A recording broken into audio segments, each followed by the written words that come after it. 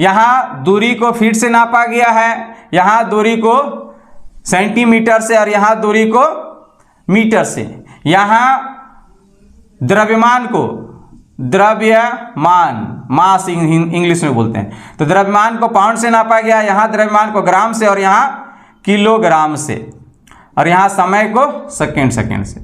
तो अभी द्रव्यमान क्या है, तो देखिए हम लोग जितना भी अभी के वर्तमान में केजी से बोलते हैं, जैसे बोलते हैं 2 किलो मुर्गा दो यार, तो ये 2 किलो मुर्गा जो ले रहे हैं वो एक्चुअल में जो है वो वजन नहीं है, वो एक्चुअल में क्या है तो द्रव्यमान है। ठीक है, तो आगे हम लोग पढ़ेंगे कि भार और द्रव्यमान में क्या अंतर है। एक्चुअल में भार का मात्रक जो होता है वो न्यूटन होता है। जय हिंद दोस्तों, मैं हूं दिनेश, आप सभी को मेरे यूट्यूब चैनल पे बहुत बहुत स्वागत है।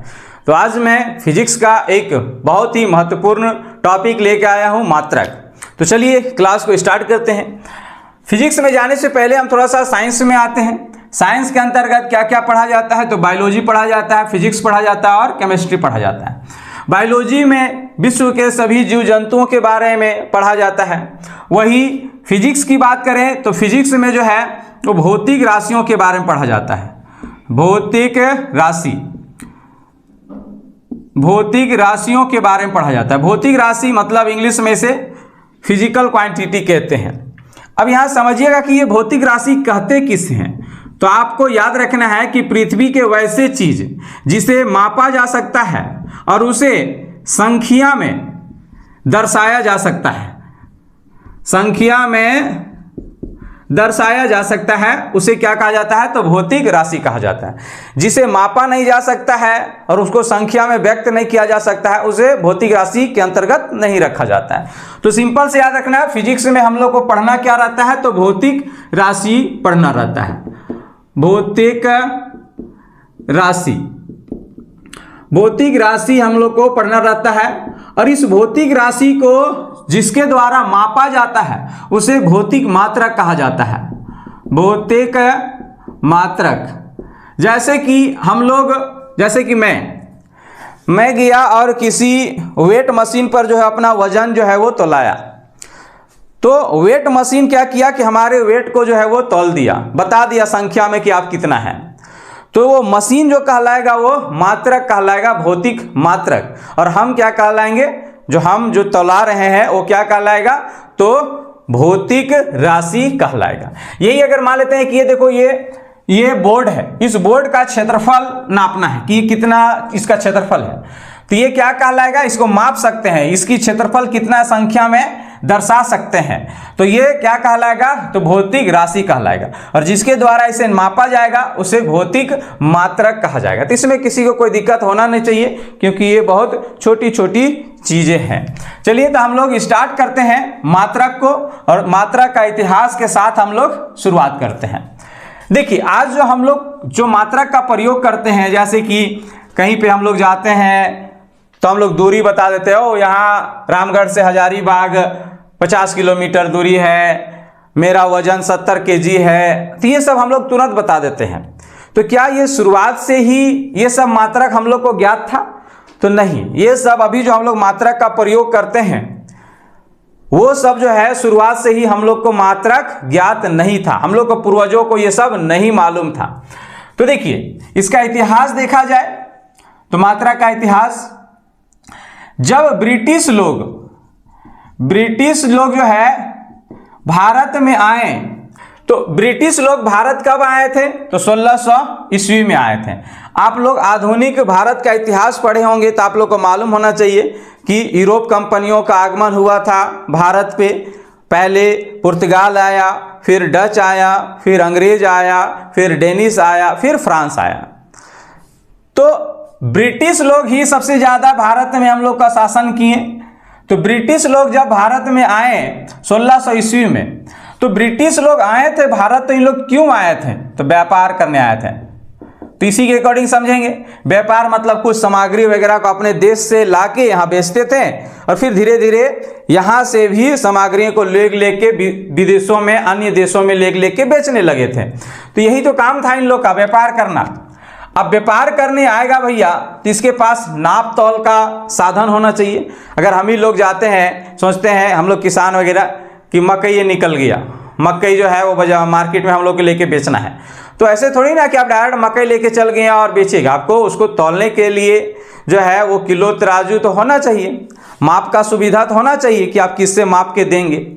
तो जब इन लोग व्यापार करने आए भारत, तो इन लोग तो अपना मात्रक लेकर आए थे, अपना मात्रक लेकर आए थे, लेकिन भारत में इन सब मात्रकों को जो है वो जानते ही नहीं थे।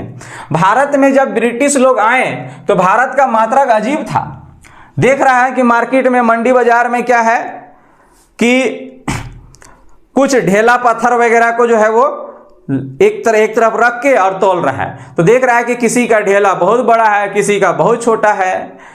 अगर जमीन उमीन लेने जाना है तो किससे नाप रहा था? डेग से, है ना, पैरे से ऐसे उछल उछल के नाप देते थे। तो ऐसे में क्या होता था कि जब अगर हमको जमीन लेना है तो हम क्या करेंगे, गांव का सबसे बड़ा आदमी के लेते आएंगे और बोलेंगे थोड़ा हुमच हुमच के पैर पूरा बड़का गोर डेग देना है। तो ले रहे हैं उस समय बड़ा आदमी से नपा दिए, और वही जब बेचने के आया, बेच रहे हैं अगर हम जमीन, तो गांव का सबसे छोटा आदमी बोलेंगे, थोड़ा बोलेगा छोटे छोटे डेग दिए बाबू, ऐसे। तो मतलब कि हम लोग का मात्रक जो था वो एक फिक्स नहीं था। हाथ था, बित्ता था, डेग था, पत्थर, ईंटा, ऐसे था। तो इनमें कोई एक फिक्स मान नहीं था, जिसके कारण जो है ये मात्रक जो है वो निश्चित नहीं था। तो जब ब्रिटिश लोग भारत आए तो ब्रिटिश लोग बोले कि देखिए आप लोग का मात्रक जो है वो फिक्स नहीं है। मान लेते हैं बीते से दे रहे हैं तो केकरो बित्ता बड़ बड़ है, केकरो छोट छोट है, तो ऐसे में तो दिक्कत है। तो बोला क्या, तो बताइए, आप ही बताइए कि क्या हम लोग करें।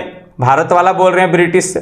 तो ब्रिटिश ने क्या किया, FPS प्रणाली दिया, FPS प्रणाली, है ना, इसे FPS सिस्टम भी कहते हैं,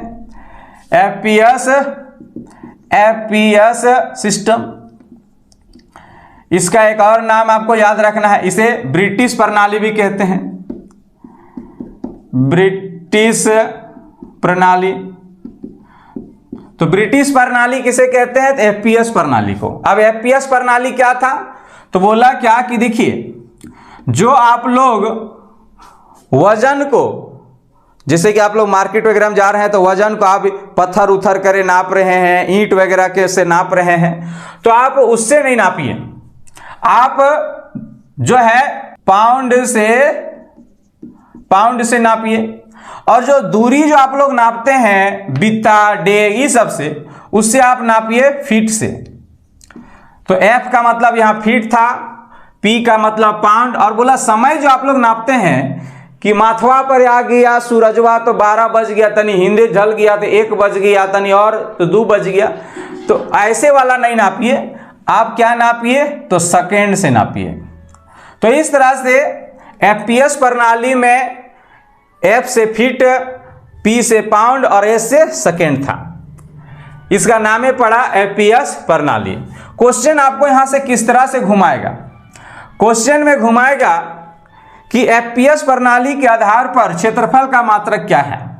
क्वेश्चन में कैसे बोलेगा कि FPS प्रणाली के आधार पर क्षेत्रफल का मात्रक क्या है। तो पहले तो क्षेत्रफल का वर्तमान मात्रक आपको याद होनी चाहिए। तो क्षेत्रफल बराबर क्या होता है, लंबाई गुने चौड़ाई, और ये लंबाई और चौड़ाई क्या है, तो दूरी ही है। तो और दूरी का मात्रक वर्तमान में मीटर है, तो यहां से भी मीटर और यहां से भी मीटर, तो मीटर मीटर गुना हो जाता है तो मीटर स्क्वायर। तो ये इस समय का था। लेकिन FPS प्रणाली में दूरी को किससे नापा जा रहा था, तो फीट से। तो यहाँ mm हो जा रहा है, वहां पे क्या हो जाएगा, फीट हो जाएगा। तो इस तरह से FPS प्रणाली में क्षेत्रफल का मात्रक क्या हो जाएगा, तो फीट स्क्वायर। तो यही चीजों को फंसाएगा आप लोग को। तो इस तरह से ब्रिटिश द्वारा जो है वो FPS प्रणाली भारत को दिया, और ये भारत वाले तब तक यूज किए, आज भी यूज कर रहे हैं। लेकिन जैसे ही ब्रिटिश लोग भारत छोड़ के चले गए 1947 में, तो ब्रिटिश का सबसे कट्टर दुश्मन, देखिए फ्रांस भी यूरोप से ही आया था, और अंग्रेज सब भी यूरोप से आए थे। लेकिन अंग्रेज का सबसे कट्टर दुश्मन जो था वो फ्रांस था। जिस तरह हम लोग एशिया महाद्वीप में ही रहते हैं, एशिया महाद्वीप में हम लोग भारत भी आते हैं, और भारत का सबसे कट्टर दुश्मन कौन, तो पाकिस्तान। तो उसी तरह अंग्रेज और फ्रांस के बीच में पटरी नहीं खाता था। तो जैसे ही भारत में अंग्रेजों ने छोड़ के चले गए तो एंट्री मारा फ्रांस ने एंट्री मारा और कहता क्या है, आपको इस तरह से याद रखना है ताकि इससे पता चले कि किसके बाद कौन सी प्रणाली आ रही है। तो फ्रांस ने आया और बोलता है, भारत वालों को उस्काता है कि क्या आप लोग सच में अंग्रेजों से आज़ाद हो गए हैं? तो बोला हाँ दा, आज़ाद तो हो गया, अमेरिका नहीं रही है। अंग्रेज भारत वाला बोल रहा है, बोला कि आज भी उसका दिया हुआ फीट पाउंड और सेकेंड कर रहे हो और बोल रहे हो कि आज़ाद हो गया। तो बोलता है कि, तो भारत वाला बोलता है तो क्या करें, फिर से बित्ता हाथ डेग में आ जाए? बोलता है नहीं भैया, हम दे रहे हैं, उसको अपनाइए ना। तो बोला क्या दे रहे हैं आप? तो फ्रांस ने दिया CGS प्रणाली, CGS प्रणाली, इसे फ्रांसीसी प्रणाली भी कहा जाता है। फ्रांस ने दिया है इसीलिए इसे फ्रांसीसी प्रणाली कहा जाता है। CGS प्रणाली में क्या किया गया, बोला कि जो आप लोग दूरी को फीट से नाप रहे हैं उसे आप सेंटीमीटर से नापिए, और ये जो वजन को आप पाउंड से नाप रहे हैं उसे ग्राम से नापिए, और समय ठीक नाप रहे हैं, समय को सेकेंड में रहने दीजिए। अगर यहां से क्वेश्चन किस तरह से पूछता है, किसी हम एक को उदाहरण देके बना रहे हैं, आप लोग को कई तरह से घुमाएगा। क्वेश्चन में पूछेगा कि CGS प्रणाली के आधार पर क्षेत्रफल का मात्रक क्या है, तो अब क्षेत्रफल का मात्रक क्या हो जाएगा, सेंटीमीटर स्क्वायर, क्योंकि यहां दूरी किससे नापा जा रहा है, तो सेंटीमीटर से नापा जा रहा है। तो यहां तक समझ में आ गया CGS प्रणाली। CGS प्रणाली में क्या क्या हुआ हम लोग देख लिए, लेकिन CGS प्रणाली क्या था, छोटी मात्रक के लिए तो ठीक था, मतलब कि अगर हमें मान लेते हैं इस बोर्ड को नापना है तो ठीक है, किसी छोटा चीज को तौलना है तो ठीक है, लेकिन अगर गलती से बहुत लंबे दूरी को अगर हमें तय करना है, जैसे मान लेते हैं कि झारखंड से बिहार की दूरी, तो इस कंडीशन में क्या होता था कि ये सेंटीमीटर जो था वो बहुत बड़ा नंबर आ जाता था, तो यादें करने में आदमी को दिमाग खराब हो जाता था।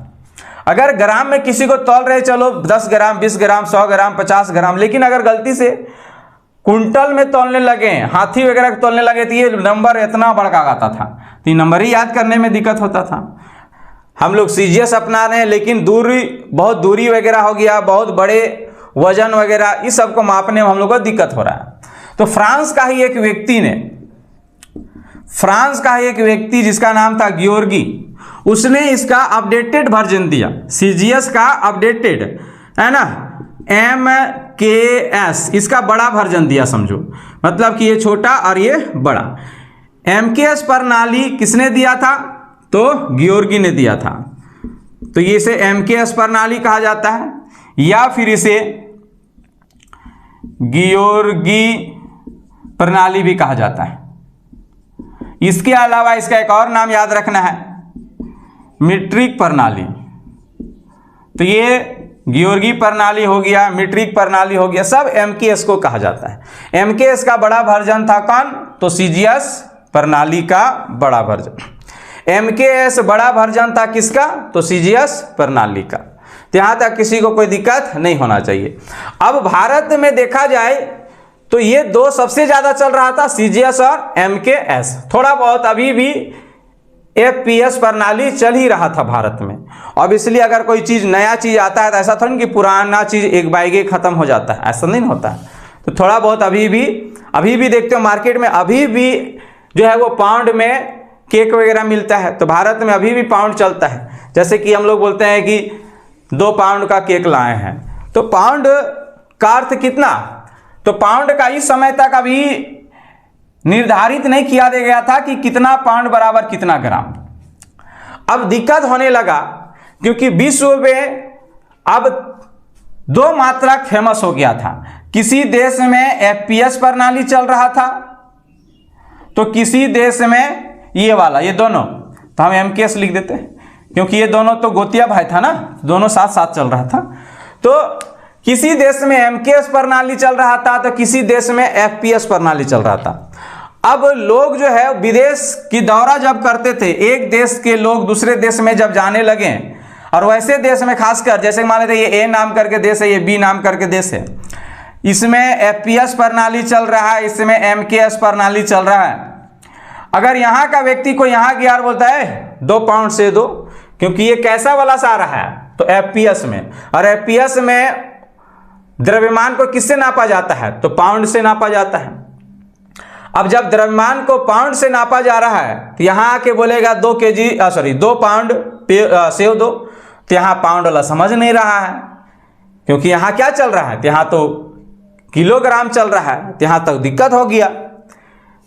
तो इस तरह से अब दिक्कत होने लगा, तो फ्रांस ने ही इस पर पहला पहल किया। तो याद रखेंगे इस चीज को, यहाँ दूरी को फीट से नापा गया है, यहाँ दूरी को सेंटीमीटर से और यहाँ दूरी को मीटर से। यहाँ द्रव्यमान को द्रव्यमान मास इंग्लिश में बोलते हैं, तो द्रव्यमान को पाउंड से नापा गया, यहाँ द्रव्यमान को ग्राम से और यहाँ किलोग्राम से, और यहाँ समय को सेकेंड से। तो अभी द्रव्यमान क्या है, तो देखिए हम लोग जितना भी अभी के वर्तमान में केजी से बोलते हैं, जैसे बोलते हैं 2 किलो मुर्गा दो यार, तो ये 2 किलो मुर्गा जो ले रहे हैं वो एक्चुअल में जो है वो वजन नहीं है, वो एक्चुअल में क्या है तो द्रव्यमान है। ठीक है, तो आगे हम लोग पढ़ेंगे कि भार और द्रव्यमान में क्या अंतर है। एक्चुअल में भार का मात्रक जो होता है वो न्यूटन होता है, तो आगे इसका तुलना करेंगे। अभी सोचो कि जितना हम लोग केजी वगैरह में मांगते हैं, केजी, कुंटल, ग्राम, ये सब जो है वो द्रव्यमान का मात्रक है। तो अब यहां पर दिक्कत होने लगा, तो फ्रांस ने ही इस पर पहल किया। फ्रांस ने ही विश्व के सभी लोगों को बुलाया, उच्च अधिकारियों को बोला आइए डिसाइड करेंगे कि किसकी प्रणाली मार्केट में चलेगा, किसकी खत्म किया जाए, या फिर मिल के सॉल्यूशन निकालेंगे कि क्या किया जाना चाहिए। तो इस तरह से फ्रांस की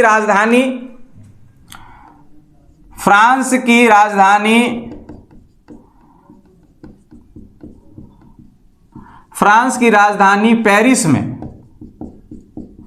पेरिस में जो है एक बैठक रखा गया। और एक चीज और याद रखेंगे, एमकेएस प्रणाली जो लाया गया था वो 1954 में लाया गया था, याद रखेंगे इस चीज को, इसका डेटा फिक्स पूछता है। तो 1954 में एमकेएस प्रणाली लाया गया था। अब फ्रांस की राजधानी पेरिस में जो है वो मीटिंग रखा गया, लोग बैठे, इसमें बहुत सारे देश के उच्च अधिकारी लोग आए यहाँ पर ही। और इस तरह से इस बैठक में जो है किसी प्रणाली को हटाया नहीं गया। ऐसा नहीं कि किसी देश में एफपीएस चल रहा है तो एफपीएस हटा दो, तो इस पे दिक्कत हो जा रहा था, क्योंकि वहां के लोग मान नहीं रहे थे, नहीं हम लोग क्यों हटाएंगे जी, आप हटाइए। तो ऐसे में बोला कि जहां जो चल रहा है वो चलने दो, इसका बीच का सॉल्यूशन निकालते हैं। और इस तरह से इसका बीच का सॉल्यूशन इस बैठक में रखा गया। ये बैठक जो थी वो 1960 में हुई थी। और इस बैठक में जो मात्रकों को निर्धारित किया गया, इस बैठक का नाम रखा गया इंटरनेशनल सिस्टम ऑफ यूनिट,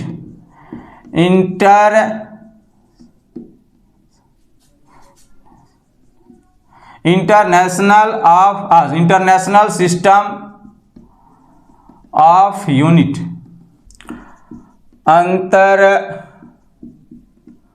अंतरराष्ट्रीय मात्रक पद्धति, अंतरराष्ट्रीय मात्रक पद्धति, इसी को शॉर्ट में एसआई यूनिट कहा जाता है। तो आप लोग कई बार सुने होंगे एसआई यूनिट। तो एसआई यूनिट जो 1960 के बैठक में जो मूलभूत राशियों, व्युत्क्रम राशियों, ऐसे कई राशियों में कन्वर्ट हुए थे, कई राशियों का यहाँ चयन किया गया था। इसी बैठक में चयन किए गए राशियों को एसआई यूनिट कहा गया। ये एसआई यूनिट जो था वो एमकेएस प्रणाली का अपडेटेड वर्जन था। कई बार तो ये क्वेश्चन पूछता है कि एसआई यूनिट जो है वो किसका आधुनिक यूनिट यानी कि आधुनिक मात्रक है, तो एमकेएस का। तो सीधा याद रखना ये इसका अपडेटेड वर्जन है, एमकेएस का अपडेटेड वर्जन है कौन, तो इंटरनेशनल सिस्टम ऑफ यूनिट, मतलब एसआई यूनिट। इस बैठक में जो है वो भौतिक राशियों को, अब जैसे हम भौतिक राशि बोलेंगे तो आपको समझ में आ जाना चाहिए, वैसे राशि जिसके मापा जा सकता है और उसको संख्या में निर्धारित किया जा सकता है उसे भौतिक राशि कहते हैं। तो इस बैठक में भौतिक राशियों को जो है वो 2 भागों में बांट दिया गया।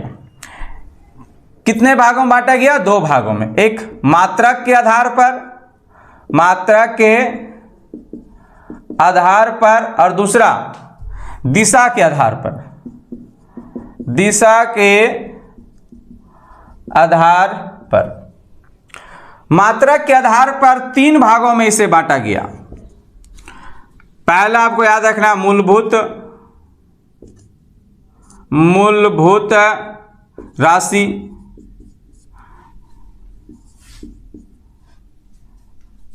व्युत्क्रम राशि और संपूरक राशि। तो इस तरह से मात्रक के आधार पर 3 राशियों को 3 प्रकार के राशियों में विभक्त किया गया, मूलभूत राशि, व्युत्क्रम राशि और संपूरक राशि। इंग्लिश में फंडामेंटल क्वांटिटी, फंडामेंटल क्वांटिटीज, ये डिराइव्ड क्वांटिटीज, डिराइव्ड क्वांटिटीज, और ये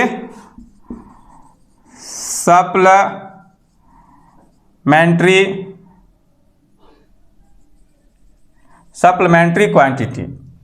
तो इस तरह से इसे बांटा गया। वही दिशा के आधार पे 2 भागों में बांटा गया, सदिश राशि और अदिश राशि। पहले अदिश लिखते हैं, अदिश राशि और सदिश राशि, सदिश राशि,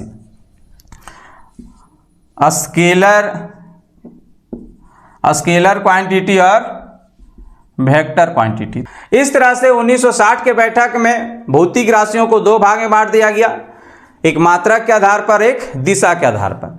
तो अब हम लोग मात्रक के आधार पर जो 3 भागों में बांटा गया था, मूलभूत राशि, व्युत्क्रम राशि और संपूरक राशि, उसको हम लोग पहले कवर करते हैं। और उनमें से भी सबसे पहले हम लोग करते हैं मूलभूत राशि को, फंडामेंटल क्वांटिटी को। और फंडामेंटल क्वांटिटी को जिसे नापा जाएगा, जिससे, उसे कहा जाता है मूलभूत मात्रक, मूलभूत मात्रक। तो याद रखेंगे ये मूलभूत राशि हुआ, और इस राशि को जिसके द्वारा नापा जाएगा उसे मूलभूत मात्रक कहा जाएगा। और इसे देखते हैं कि इसे दर्शाते कैसे हैं, संकेत किस अक्षर से इसे दर्शाते हैं, इसकी के बारे में हम लोग चर्चा करेंगे। तो याद रखेंगे कि 1960 के बैठक में जो है वो 6 मूलभूत राशियों को अपनाया गया था। 6 को बोला गया कि इसे मूलभूत राशि कहा जाए। अब मूलभूत राशि किसे कहा जाए, तो इसका डिफिनेशन बताया गया कि वैसे राशि जिसे मापने के लिए किसी दूसरे राशि पर डिपेंड ना होना पड़े उसे मूलभूत राशि कहा जाएगा। कहने का अर्थ है कि अगर हमें दूरी नापना है या लंबाई, दूरी या लंबाई एक ही चीज है, यदि हमें दूरी नापना है तो हमें किसी दूसरे राशि पे डिपेंड नहीं होना चाहिए।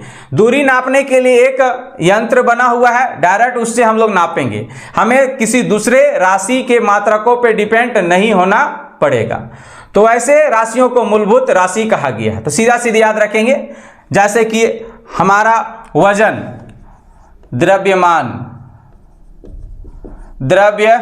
अगर द्रव्यमान इंग्लिश में मास बोलते हैं, अगर मास नापना, हमें वजन नापाना है तो हम क्या करते हैं, डायरेक्ट जाते हैं और वेट मशीन में चढ़ जाते हैं। तो हमें डायरेक्ट जाते हैं और एक मशीन बना हुआ उस पर चढ़ जाएंगे, वो हमारा जो है वो द्रव्यमान बता देगा। इसे किसी दूसरे राशि पे जो है वो डिपेंड नहीं करना पड़ा। लेकिन क्षेत्रफल, अगर बात करें क्षेत्रफल को अगर हमें नापना है तो इसमें करना पड़ता है हमें लंबाई गुने चौड़ाई, और ये लंबाई चौड़ाई क्या है, तो एक अलग राशि है। तो सिंपल से याद रखेंगे कि अगर हमें क्षेत्रफल निकालना रहता है तो हमें डिपेंड होना पड़ता है लंबाई से। इसका मतलब कि डायरेक्ट क्षेत्रफल का कोई एक मशीन नहीं निकला है कि डायरेक्ट इस कोनवा में भिड़ा देंगे कि यहाँ बता देगा कितना क्षेत्रफल में है। तो ऐसे राशि जिसको मापने के लिए इन मूलभूत राशियों पे डिपेंड होना पड़ता है तो उसे व्युत्क्रम राशि कहा जाता है। तो आगे हम लोग इधर देखेंगे व्युत्क्रम राशि। तो अभी सीधा सीधे ये समझो कि जिसे मापने के लिए एक खास यंत्र बना हुआ है, उसे किसी राशि पे डिपेंड नहीं होना पड़ता है, तो उसे मूलभूत राशि कहा जाता है। जैसे कि दूरी हो गया, द्रव्यमान हो गया, है ना, दूरी जिसे इंग्लिश में डिस्टेंस, इसको मापा जाता है किससे, तो मीटर से, और दर्शाते हैं छोटा m से। वही द्रव्यमान को मापा जाता है किससे, तो किलोग्राम से, किलोग्राम, और इसे दर्शाते हैं केजी से। वही बात करें अगला मूलभूत राशि ताप, इंग्लिश में टेम्परेचर बोलते हैं, टेम्परेचर। इसे ताप को किससे नापा जाता है, तो केल्विन से, केल्विन, इसे दर्शाते हैं के से। अब ध्यान से समझिएगा आप लोग, ताप, जैसे कि अभी आप लोग मौसम विभाग जो मोबाइल चला रहा होगा उन लोग ताप को सेल्सियस में देखते होंगे कि आज तापमान जो है वो 20 डिग्री सेल्सियस है, 40 डिग्री सेल्सियस है, तो सेल्सियस में। लेकिन यहाँ तापमान हम बता रहे हैं, तापमान का मात्रक जो है वो केल्विन है। तो याद रखिएगा तापमान का कभी कभी क्वेश्चन में दिया भी रहता है कि ताप का मात्रक है, नीचे ऑप्शन में रहेगा केल्विन, सेल्सियस, इसके अलावा फ़ारेनहाइट, इस तरह से रहेगा। तो आपको केल्विन ही मार के आना है। याद रखेंगे कि ताप का मात्रक अलग अलग डिपार्टमेंट अलग अलग मात्रक का प्रयोग करते हैं। जैसे कि डॉक्टर वगैरह जो है वो फ़ारेनहाइट का प्रयोग करते हैं, वही मौसम विभाग वाले जो है वो सेल्सियस का प्रयोग करते हैं। डॉक्टर सब हम लोग को बोल देता है क्या कि 102 डिग्री जो है वो बुखार है। तो 102 डिग्री क्या है, तो 102 डिग्री जो फ़ारेनहाइट है, 102 डिग्री सेल्सियस में नहीं हो सकता है। 102 डिग्री सेल्सियस कहने का मतलब कि 100 डिग्री सेल्सियस अगर आप लोग जल को दिन भर चूल्हा में जला के यानी कि चढ़ा के छोड़ दीजिएगा तो वो 100 डिग्री से ज़्यादा गर्म नहीं होता है। तो देखिए 100 डिग्री में पूरा उबलने लगता है पानी। तो हम लोग का डॉक्टर बोल देता है 102 डिग्री सेल्सियस बुखार है, सॉरी फ़ारेनहाइट, ये बताइए नहीं करता मात्रक, खाली बोलता है 102 डिग्री बुखार है। तो 102 डिग्री बुखार मतलब क्या है, ये फ़ारेनहाइट में है। ये फिजिक्स में ही हम लोग पढ़ेंगे, उष्मा पढ़ेंगे, वहां पर ही हम लोग डिटेल देखेंगे। तो यहाँ ताप का मात्रा क्या है, तो केल्विन है, आपको याद रखना है। इसके अलावा और याद रखना है क्या, तो ज्योति तीव्रता, ज्योति तीव्रता, ज्योति तीव्रता,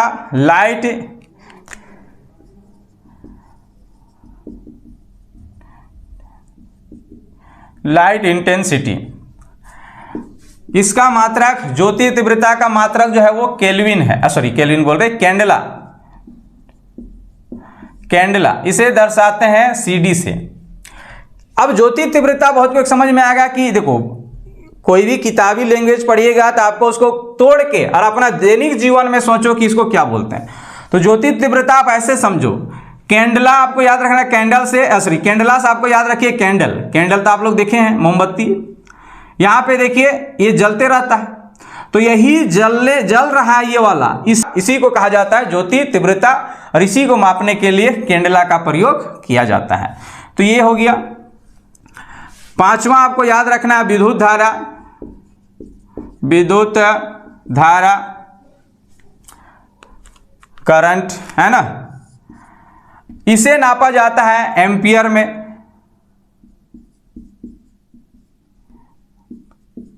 एम्पियर ने नापा जाता है, दर्शाया जाता है ए से। तो ये 5 हो गया। 6 समय, टाइम, इसे नापा जाता है सेकेंड, और इसे दर्शाते हैं छोटा एस से। तो ये 6 मूलभूत राशि थे जिसे 1960 के बैठक में अपनाया गया था। 1970 में फिर एक बैठक हुई थी और उस बैठक में 7वां मूलभूत राशि पदार्थ की मात्रा पदार्थ की मात्रा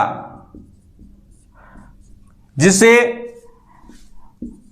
मोल से मापा जाता है और दर्शाते हैं MOL, मोल से दर्शाया जाता है।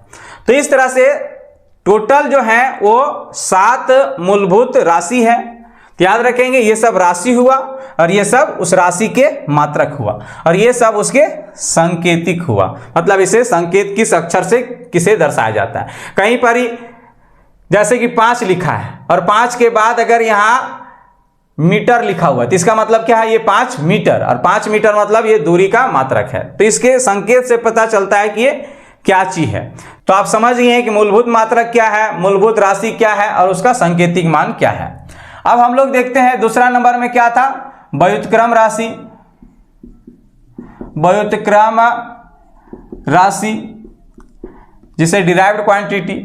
अब देखो इन 7 को छोड़कर जितने भी आएंगे वो क्या कहलाएगा, तो व्युत्क्रम राशि कहलाएगा। तो आप इसका डिफिनेशन ऐसे लिख सकते हैं कि वैसे राशि जिसके मापने के लिए मूलभूत राशियों पर डिपेंड होना पड़ता है, निर्भर होना पड़ता है, उसे व्युत्क्रम राशि कहते हैं। जैसे कि क्षेत्रफल, क्षेत्रफल का मापने के लिए हमें लंबाई इंटू चौड़ाई, मतलब लंबाई गुने चौड़ाई होता है और लंबाई क्या है, दूरी।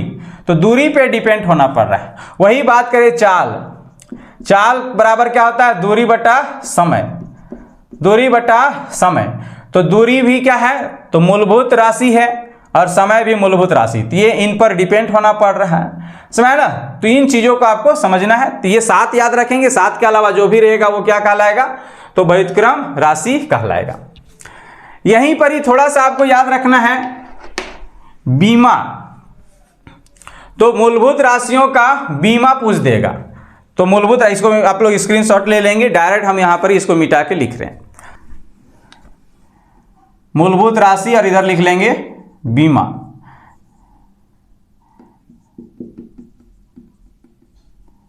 डायमेंशन। तो बीमा, बीमा का अर्थ क्या है कि जीवन के साथ भी और जीवन के बाद भी। LIC वाला आपको याद रखना है, वो LIC वाला नहीं है, ये यहाँ एक कोड वर्ड है, सूत्र है, लेकिन आप ऐसे दैनिक जीवन से कंपेयर करके आप याद कीजिएगा तो ज़्यादा समझ में आएगा, क्योंकि आप लोग का कंपटीशन में डिफिनेशन थोड़ी ना लिखने बोलेगा जी। तो बीमा, बीमा आपको ऐसे याद रखना है, LIC वाला ही बीमा, जीवन के साथ भी और जीवन के बाद भी, मतलब दोनों तरफ से रक्षा है, जीवन के समय में भी और जीवन के बाद में भी। तो दोनों तरफ से इसे क्लोज ब्रैकेट से बंद किया जाता है। और याद रखना है कि दूरी, दूरी को डिस्टेंस बोलते हैं इंग्लिश में, और इसका दूरी को और हम लोग क्या बोल सकते हैं, लंबाई, और लंबाई को इंग्लिश में लेंथ। तो यहां से L याद रखिएगा। तो दूरी का बीमा जो है वो क्या है, L है। उसी तरह द्रव्यमान का मास, तो द्रव्यमान का क्या हो जाएगा, M हो जाएगा।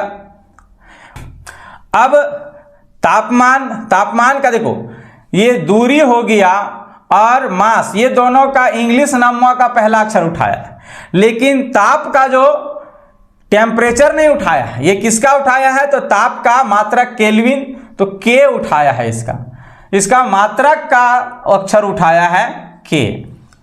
अब ज्योति तीव्रता, ज्योति तीव्रता का किससे नापते हैं, तो कैंडला से, CD दर्शाते हैं। तो यहां से C याद रखना है, तो इसका C उठाया है। तो आप कैसे याद रखेंगे कि यहां पे हम जैसे लिखा है उसी तरह अगर आप लिखेंगे तो दूरी और द्रव्यमान का इंग्लिश नामवा ही उठा लिया है, इंग्लिश नाम का पहला अक्षर। ताप और ज्योति तीव्रता का इसके मात्रक का पहला अक्षर उठाया है, तो ताप का मात्रक केल्विन का K उठाया है, ज्योति तीव्रता का केंडला तो C उठाया है।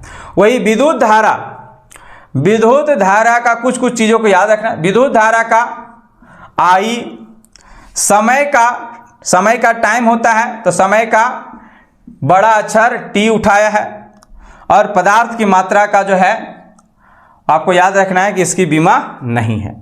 अब आगे चल के हम लोग पढ़ाते चलेंगे, जैसे कि हम आप लोग को चाल पढ़ा रहे हैं, वेग, वेग पढ़ा रहे हैं, और वेग क्या बराबर क्या होता है, तो दूरी या विस्थापन होता है। तभी आप लोग समझिए, विस्थापन, विस्थापन बटा समय।